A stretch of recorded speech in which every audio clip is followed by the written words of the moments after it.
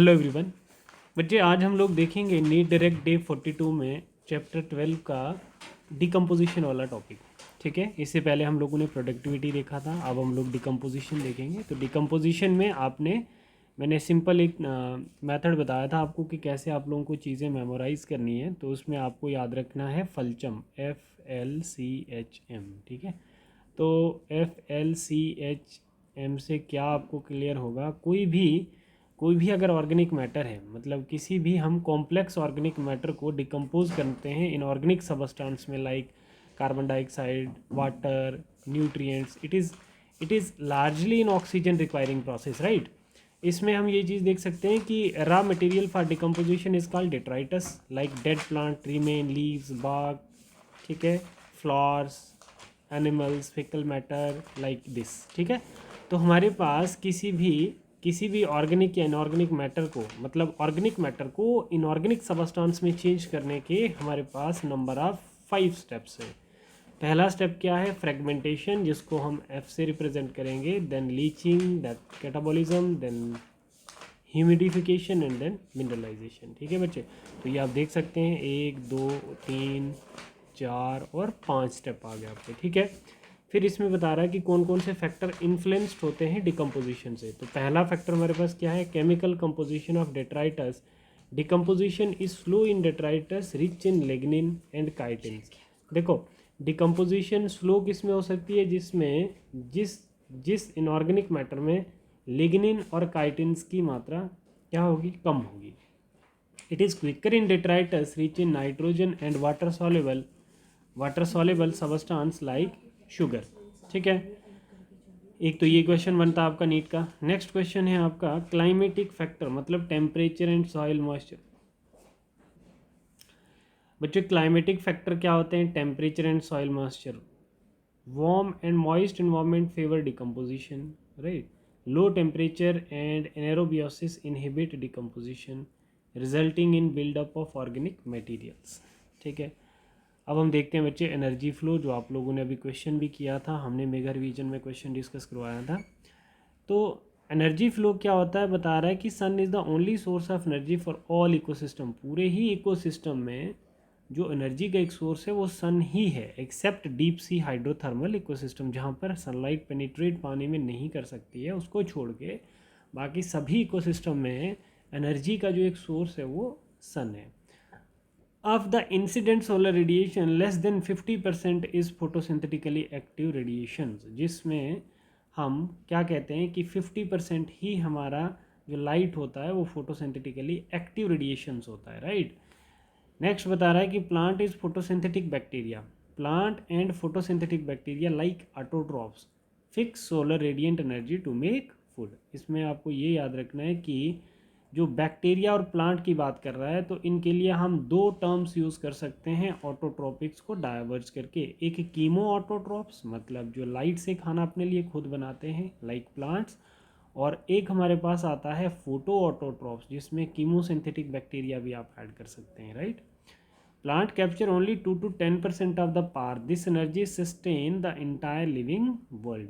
ठीक है, बता रहा है कि फोटोसिंथेटिकली एक्टिव रेडिएशन जो होती हैं हमारे पास वो 2 से 10% ही होती हैं जो फोटोसिंथेसिस में इन्वॉल्व होती हैं।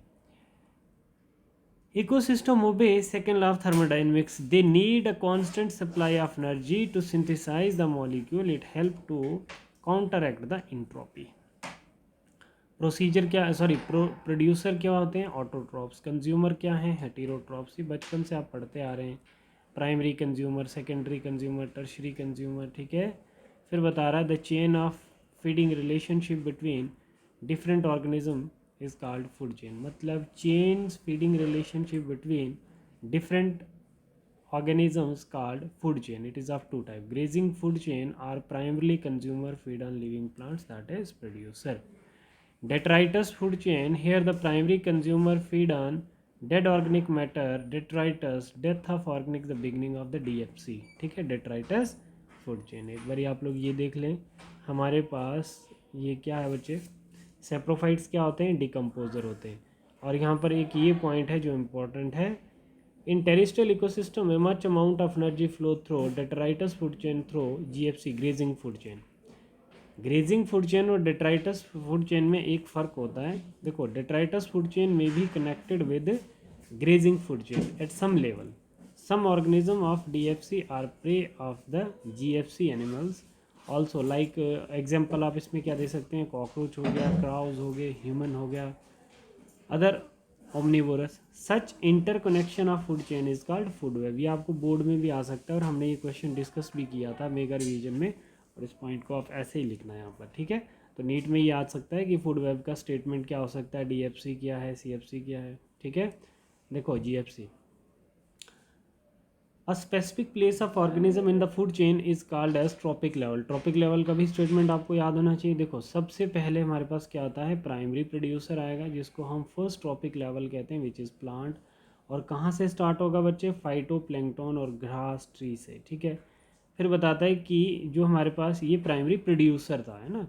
अब प्राइमरी कंज्यूमर जो होता है वो हमारा सेकेंड ट्रॉपिक लेवल होता है, लाइक हार्बीवोर्स आ जाएंगे जिसमें जू प्लैंक्टन, ग्रास ऊपर, काउ एंड ऑल। फिर उसके बाद हमारे पास सेकेंडरी कंज्यूमर जो है बच्चे, that is third trophic level which is carnivore, that is egg, bird, fish, wolf etcetera.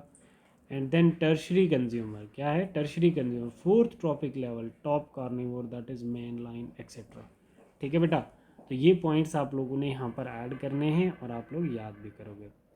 Ecological pyramids हम लोग बहुत बेसिक से पढ़ते आ रहे हैं, हमने बोर्ड के लिए भी तैयार किया। मैं बता दूंगा कि इकोलॉजिकल पायरामिड एक रिप्रेजेंटेशन होती है फूड चेन की हर एक पायरामिड के ऊपर, उसको हम इकोलॉजिकल पायरामिड्स कहते हैं। देखो, the base of the pyramid represent producer first topic level, अभी भी हम लोग देख रहे थे।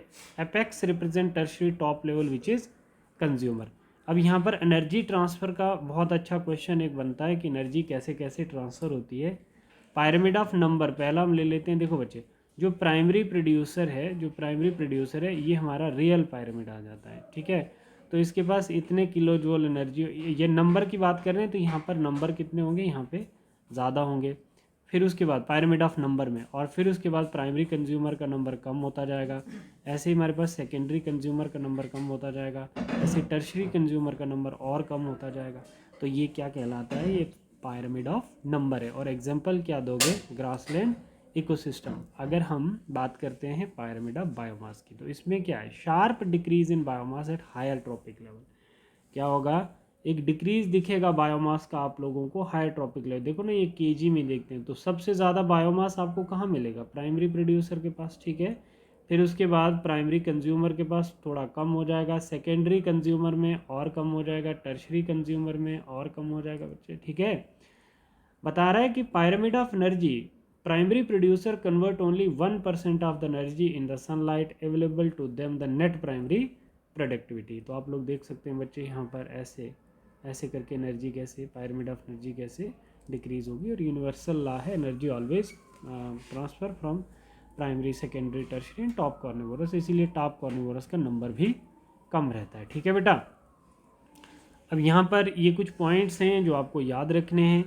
Inverted pyramid of number, that is insect feeding on trees. Inverted pyramid of biomass, that is small standing crop of phytoplanktons support large standing crop of zooplanktons. Pyramid of biomass in a sea inverted because the biomass of fish far exceed of phytoplanktons, ठीक है। ये आ गया जैसे आपका primary consumer आ गया, ये आपका primary producer आ गया। तो यहाँ पर प्रोड्यूसर के पास वेट कम होगा, ड्राई वेट देखो इसका थोड़ा ज़्यादा होगा प्राइमरी कंज्यूमर का। तो यहाँ पर लिमिटेशन भी इकोलॉजिकल पायरामिड की हैं, लिमिटेशन थोड़ी इंपॉर्टेंट होती है, वो क्या है वो आप देख सकते हो। It does not consider the same species belong the two or more trophic level. कभी भी सिमिलर स्पीशीज दो या दो से ज़्यादा ट्रॉपिक लेवल पे नहीं ऐड की जाएंगी। It assume a simple food chain that never exist in nature. It does not accommodate a food web, ठीक है।